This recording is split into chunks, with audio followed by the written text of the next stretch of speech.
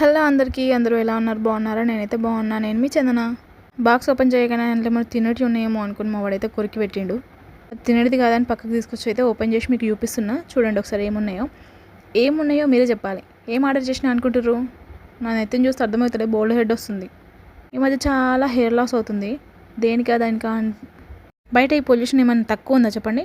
ఇంత పొల్యూషన్ మధ్యలో మనము హెయిర్ గ్రోత్ కావాలంటే ఎంత కష్టపడాలి చెప్పండి. సో నేనైతే ఈ ప్రోడక్ట్ని 3 వచ్చినాయి.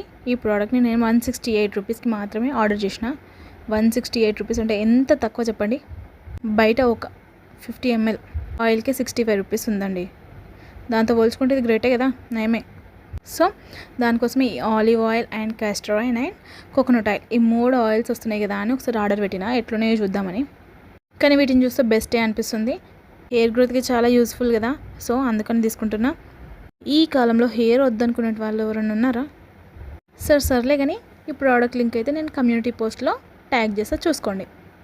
Okay, bye.